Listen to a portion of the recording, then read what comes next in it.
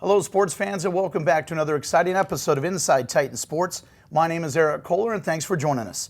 This week, we'll talk men's golf and get up close with head coach Jaime Howell, and the same token, we'll jump to the hard courts and talk tennis with head coach Thor. But first, let's head to the pitch and talk soccer with our very own men's coach, Oliver Twelvetrees. Hey, Coach. Hey, how are you? Hey, congratulations. A big win, 1-0 over Broward on Sunday night, and it was televised as well against a very tough team. Congratulations. Yeah, it was a very exciting game. We kept it right down to the wire where, we got that 1-0 lead pretty early on, and then we're able to hold on and defend very resolutely and get the result. Well, I'll tell you what, Broward came in scoring 38 goals on the year, so very aggressive. To get the shutout, you got to feel great about that for your defense. Yeah, it's one of the things we've been asking the players to do is really show a commitment to defending. And we feel like that's our best opportunity to go be successful this season, is being able to be really good defensively, and we certainly showed that right from the first whistle to the last. Everybody worked from 1 through 11, really worked hard to get behind the ball and to get the result and shut them out. Well, it's pretty good. Now you're going to face them 2 other times. What do you take from that game moving forward to kind of scout them for the games at the latter part of this regular season? I think it's going to give the back four and the goalkeeper a lot of confidence that we can shut down one of the most high-powered attack in the whole of the country, and we can do that. And so that's going to give them a lot of confidence going into the next game. And we know going forward we can play better than that as well. We know we can keep the ball better. We know we can create more chances as we go into the last 2 games in the series against them, which will define who goes through into the playoffs. So what do you feel about that game? Obviously, every game takes on its own life. You think it's going to be a high-scoring game. It's 1-0. You shut them down. Siegel Knight gets that 1 lone goal. You had an opportunity at the end of the first half to get one, but it seemed like you guys were the aggressor and kept Broward on their back feet. Yeah, we certainly had opportunity to get that second goal, and the game of soccer is like that. It kind of goes in ebbs and flows, and we had the upper hand for majority of the first half and had the chance to get that second goal. And when you don't get that second goal, then mentally it's a little hard, and then sometimes you end up finding yourself on the back foot. And we had to defend and show that attitude that we're not going to let them pass. Thou shalt not pass was the attitude, and they threw everything the kitchen sink at us, but we managed to hold firm and shut down a very good attack, and our goalkeeper Bryce got another clean sheet, another shutout, so that puts him in a situation with 1 more clean sheet. He'll have the record for the most shutouts in the season, and on our big expansive field that we have, right, with beautiful grass, it's very hard to defend on that field because it really suits attacking teams, because you can pass the ball, you can move it, and you can open up defenses. So over the years we haven't had that many clean sheets, even though we've had a lot of success. So it was very, very good to get that shutout, and for Bryce individually from Merritt Island, it was good for him to get the shutout and have a chance to break the record next game. Well, that's pretty good. I mean, again, Broward comes in number 10 in the country to get that clean sheet. Like you said, is our field, that Titan Soccer Complex, is so beautiful, but like you said, the spacing, you really, like you said, the aggressive style, but that really was your play in that first half.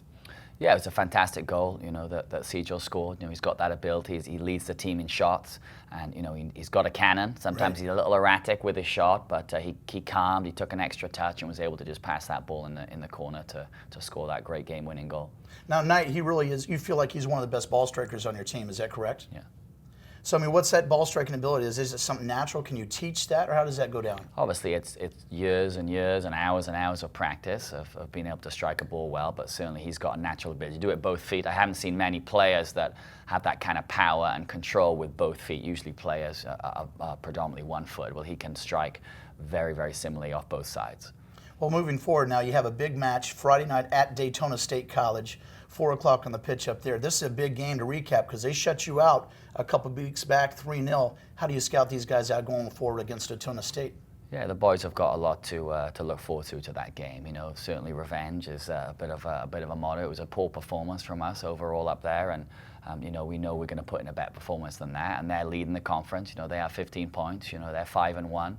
We're 3-1. So we need to take the next 2 games against them to go back to where we belong, and that's top of the conference. Now you have 5 matches in 10 days. That's pretty condensed in your schedule. How are you going to face that and coach up your players to stay at an intensity level to get those games? Yeah, it's very difficult. Obviously the game of soccer is an intense 90-minute sport. You don't stop apart from halftime, so it's very, very hard on the body. And really, certainly going in these next 10 days, the training is very much about maintaining and recovery sessions. And you really can't be pushing them too much in the training, or injuries are going to happen. So it is very, very difficult, and we're going to need our full squad. We're going to need everybody to play their role and come in when needed to perform minutes, because it's certainly not going to be 11 players playing those 5 games in 10 games. It's going to need that full squad of 20 players that we need to go in and put the minutes in to get the result that we need. Now, is the team healthy now to rotate, to have that depth to play those 5 games in 10 days? Yeah, we've got a few niggles, a few injuries, but obviously our captain did go down. Well, our captain Juan Parada, who's a big influence on our team. He's injured out for the season, so that was disappointing. But you move on, and one goes down, the next guy steps up and proves his worth to the team. So we're focused on the guys that are fit and healthy, and we're confident going in there we can get a good result. Now, the way you set up your schedule, we had you on earlier shows, you talked about the exhibitions up front, then you had a couple road trips. Are you seeing that team play is really starting to come together at the right time? Yeah, we're playing well. We're definitely playing the best we've played all season, no doubt about it. The result against Broward, the performance against ASA, 2 clean sheets in a row, and we're playing how we want going into the meat and potatoes of the season. So where do we stand right now in Region 8 in the conference? Yeah, so we're in second place. As I said, Daytona's in first, but they have played 2 more games than us. So if we're able to get these 2 wins, then we'll go to the top of the conference. And the first 2 teams in the conference advance to the postseason into the district tournament. If you win the conference, which we've certainly got our eyes on, you get to host the district tournament, which is the best teams from North Carolina and Georgia come down to play the top 2 teams from Florida. Now, are we going to host the national championship this year in the women's and men's, or just the women's? On the women's side. On the women's side, we'll host a national tournament. On the men's side, it's in Tyler, Texas. But if we win the conference, we will host the district tournament, which will be a fantastic tournament with potentially have the holding national champions, Lewisburg, coming into town, as well as a team from Georgia, and then, as I said, the 2 teams from Florida. So there could be some great football being played here in Melbourne. Well, our athletic director, Jeff Carr, does a great job with our new facilities. Have we had a chance to make a pitch or a bid to host the men's national tournament? Yeah, from we Tyler, are Texas? we are in the process of trying to get a bid together to host the men's. When the women have an off year, which I believe in 2017, then we've got a bid in to try and host the men's. So that'll be nice. That's pretty good. Now, from that facility, do you know the one in Texas? Can you compare to ours and the one in Texas? Like, who's better?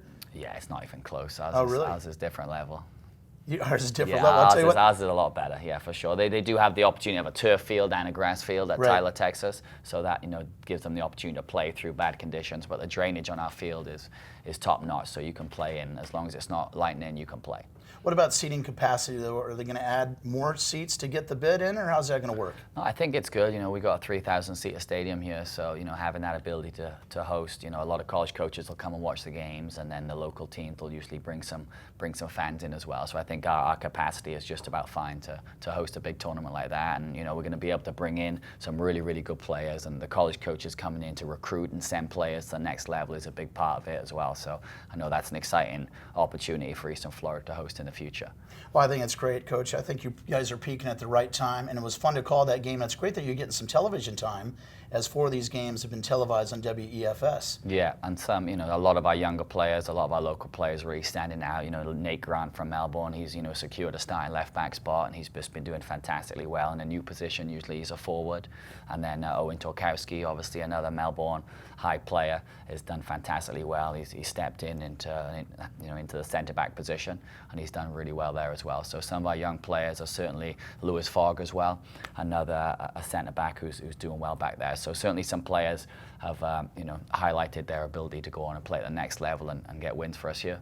Well, Coach, good luck on Friday. That's at Daytona State College, 4 o'clock start time. We're going to take a short break, come back and talk Titans tennis. This is Inside Titans Sports. Stay right there. Eastern Florida State College. This is where you discover new opportunities, where you pursue your dreams, and careers take flight. Apply now for new bachelor and associate degree programs in business, healthcare, computer technology, and other growing fields. Eastern Florida, where Titans rise. Apply today. Hey fans, welcome back to Inside Titans Sports. Now it's time to jump to the hard courts. Let's talk some Titans tennis. Welcome back the head coach of our program, Thor. Hey, Coach. Hey, thanks for having us. And we have a freshman all the way from Denmark. We have Andreas Wjes. Hey, Andreas. Hey. Welcome to Eastern Florida. Thank you so much. First time on the show. Let's do this. Yeah, let's do this. Hey, Coach, congratulations. You had the national tournament out there in Surprise, Arizona. Louisa Verone did a great job. Josephine Karcher. Talk about that experience. Second in singles, fourth in doubles.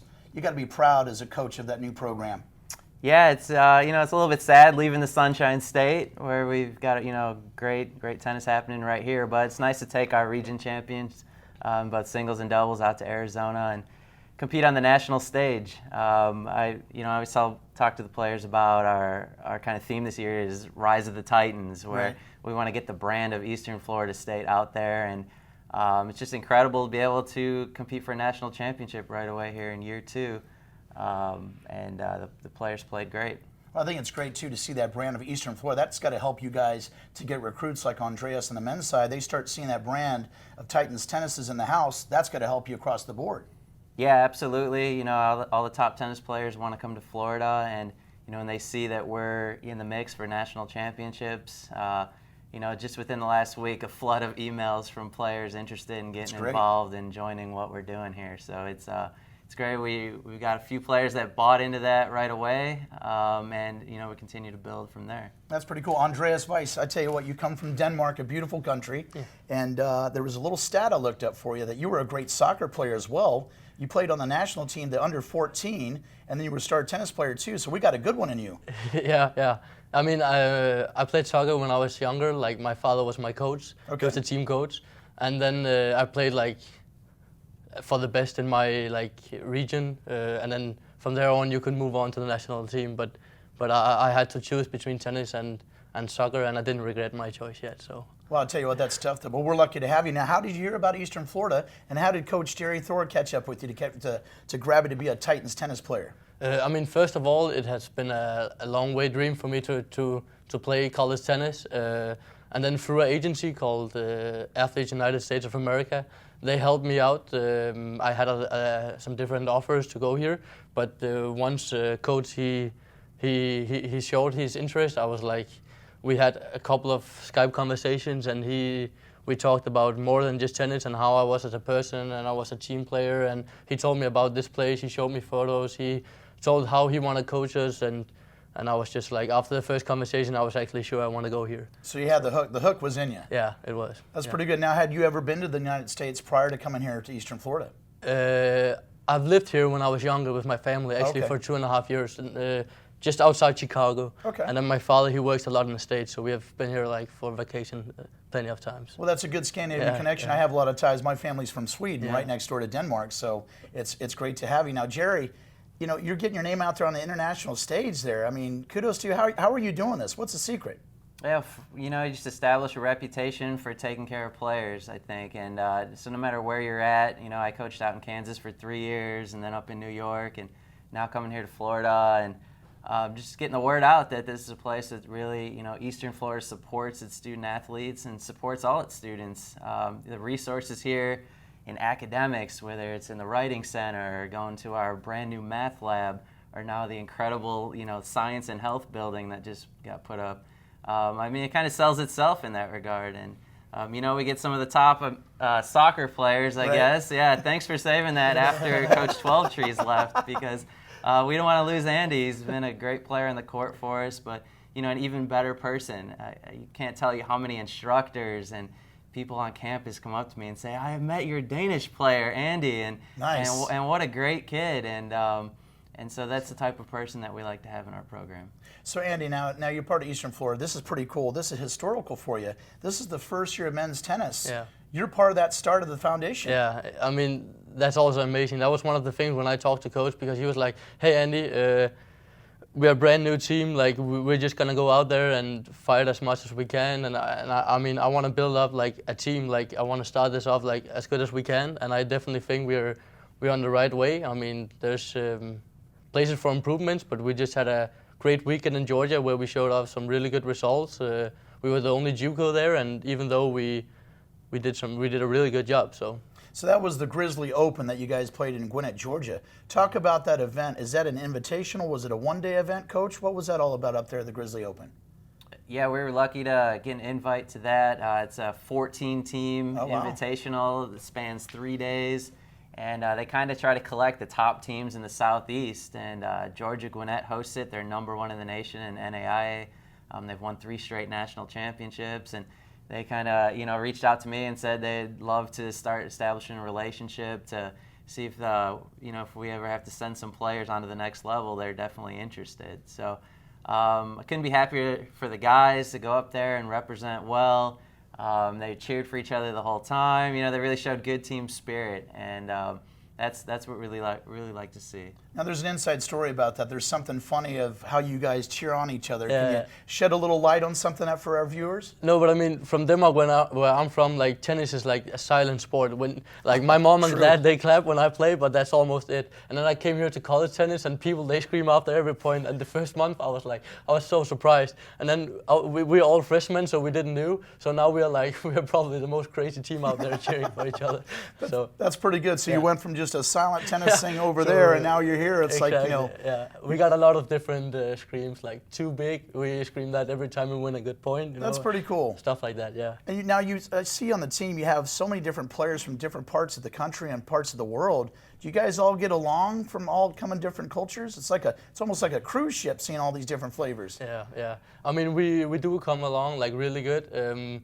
We are 8 boys on the team. We're different type of boys. I mean, some are silent, some are like talking we're all different, but we do come along like really good. We live together. We're together like 24/7, like brothers. Like we do come along really good, and that's also like something like which help us on the court. Like this weekend in Georgia, Coach was at the Nationals, so we were alone there with Miss Thor. So, but we did good. We cheer for each other every match, every point. Like brothers in arms. I think that's great. So you're all together now. Going forward, now you have one big event remaining.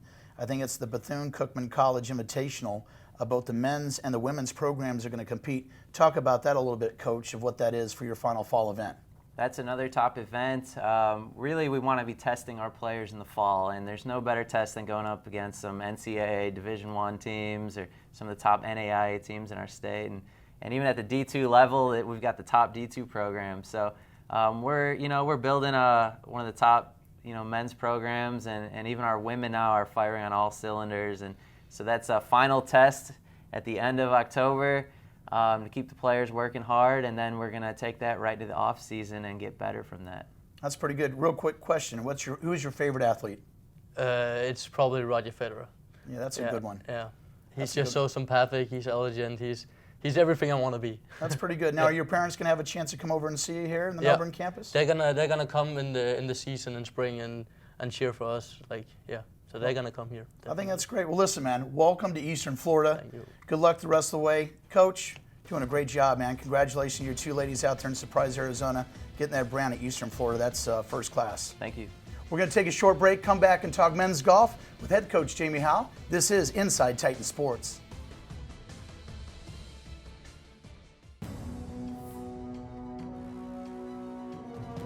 This is where we're building the future. This is where we meet the challenge, where leaders emerge and careers take flight. This is where you discover new opportunities.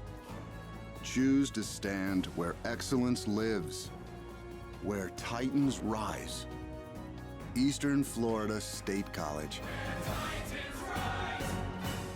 Welcome back to our final segment of Inside Titan Sports. Erik Cole alongside the head coach of Titans men's golf, Jaime Howell. Hey, Coach. Greetings, Erik. Good to see you. Good to be back. Hey, great energy. We got this fun event coming up this weekend, and it's the Collegiate Players Cup. Talk about this event. This has got to be fun for the team.